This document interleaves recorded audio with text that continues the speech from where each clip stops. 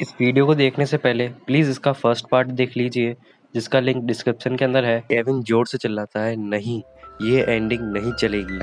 फिर उसका पार्टनर उससे कहता है कि तुम्हारे लिए फ़ोन है। वो उस फ़ोन को अटेंड करता है तो वो उसके पब्लिशर का फ़ोन था। वो कहता है कि सर, मैं सोच रहा था कि क्यों ना मैं इसकी एंडिंग बदल के इसमें कुछ सोवियत स्पाई जैसा कुछ लेकर के आ जाऊँ। मैं क्यों ना उस लड़की को सोवियत स्पाई बना दूँ। तब उसका पब्लिशर कहता है, तुम्हें जैसा सही लगे वैसा ही करो, बस इसकी एंडिंग को बढ़िया बनाना। इसी के बाद उसके दरवाजे पे कोई दस्तक देता है और केविन जाके जब दरवाज़ा खोलता है तब बाहर दो पुलिस वाले थे जो कि ज़बरदस्ती उसके घर के अंदर घुस जाते हैं। केविन उनसे कहता है कि आप ऐसे किसी के घर के अंदर नहीं घुस सकते, और वो दोनों केविन की विंडो के पास में जाके खड़े हो जाते हैं और आपस में बात कर रहे होते हैं कि हाँ, ये जगह सही रहेगी उस पर नज़र रखने के लिए। तब केविन थोड़ा सा हैरान होता है और उनसे पूछता है कि आपको आप किस पर नज़र रखनी है। फिर वो पुलिस वाला कहता है कि हमें आपका कमरा कुछ समय के लिए इस्तेमाल करना होगा, और वो उसे केविन को देखने के लिए कहता है कि ज़रा उस कमरे को देखो, ये बिल्कुल सही जगह है किसी सोवियत स्पाई के रहने के लिए। दरअसल केविन की मकान मालिक ने पुलिस वालों को खबर करी थी कि सामने के फ्लैट में कोई सोवियत स्पाई रहता है। फिर वो अपनी मकान मालिक को भला बुरा कहता है और कहता है कि वो तो पागल है, वो तो कल मुझे भी कहीं सोवियत स्पाई ना बता दे। फिर केविन खुद से ही कहता है एक और सोवियत स्पाई, जिसे वो दूसरा पुलिस वाला सुन लेता है और पूछता है एक और से तुम्हारा क्या मतलब है। केविन बताता है कि वो एक मांगा राइटर है और वो भी अपनी मांगा के अंदर एक सोवियत स्पाई को बनाने वाला था।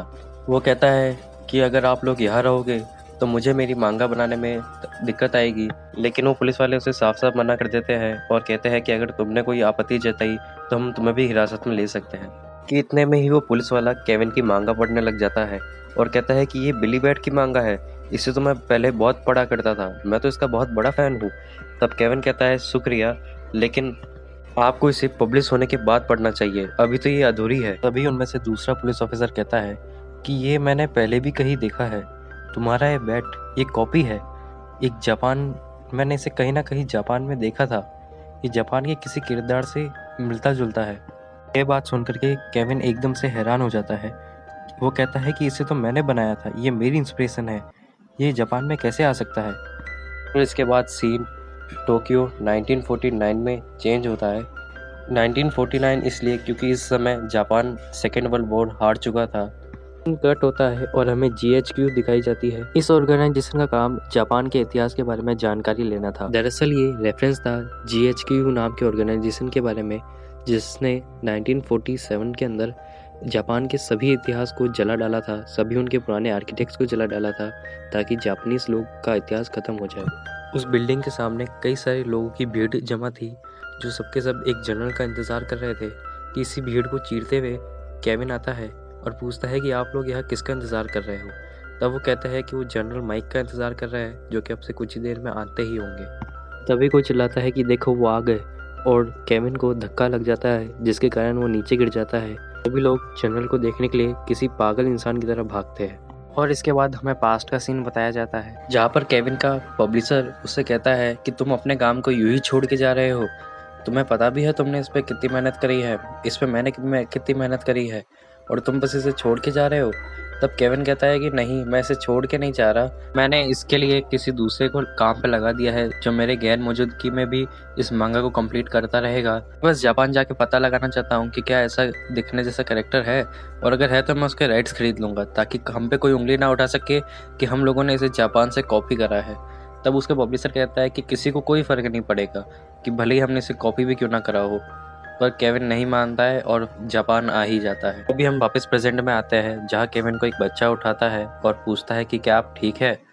केविन कहता है हाँ मैं ठीक हूँ, लगता है मैं गिर के बेहोश हो गया था। तब वो बच्चा केविन से कुछ मांगता है। केविन उसे अपना मांगा का एक पेज देके कहता है कि क्या तुमने इस बैट को कहीं देखा है। जब वो बच्चा मना कर देता है तब वो बच्चे को उस मांगा के कवर को लेने देता है और कहता है कि इसे तुम ही रख लो। और वो बच्चा काफ़ी खुश होता है और खुशी खुशी वहाँ से चला जाता है।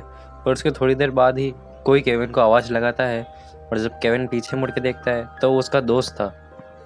वो उसे US एम्बेसी के अंदर लेके जाता है और कहता है तुम्हें भी कपड़े पहन लेने चाहिए हमारे जैसे। या तो केविन मना करता है, पर उसके दोस्त के बार बार कहने पे केविन मान जाता है।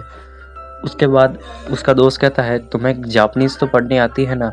जब केविन कहता है हाँ, तब उसका दोस्त बताता है कि हम लोग जापान के सभी पुराने आर्किटेक्चर से जुड़े हुए सभी ग्रंथों को इकट्ठा कर रहे हैं और उन्हें पढ़ने की कोशिश कर रहे हैं। हमें एक क्लासिकल जैपनीज रीडर की ज़रूरत है। फिर केविन जैसे ही उसे अपना बिली बैट की मांगा बताने लगता है, इस समय उसके दोस्त का सीनियर ऑफिसर वहाँ पे आ जाता है। तो दोस्त उसे और केविन को इंट्रोड्यूस कराता है और बताता है कि ये मेरे सीनियर है, इनका नाम निकरवाडा है। फिर केविन यूएस मिलिट्री जैसी ड्रेस पहन के जाने लगता है कि तभी उसे कोई रोकता है। जब केविन पीछे मुड़ के देखता है तब उसे वो वापस वही बच्चा दिखता है जिसे उसने कॉमिक बुक दी थी। वो बच्चा उसे अपने साथ लेके जाता है और बताता है कि मैंने इस टैटू के बारे में कहीं देखा है। केविन कहता है कौन सा टैटू? तब वो एक बूढ़े से आदमी के पास उससे लेके जाता है और वो आदमी कहता है मैंने तुम्हारे इस कैरेक्टर को पहले भी कभी देखा था, ये एक टैटू है। ऑलराइट गाइस, आज के लिए इतना ही। नेक्स्ट पार्ट के लिए सब्सक्राइब करिए और लाइक करिए।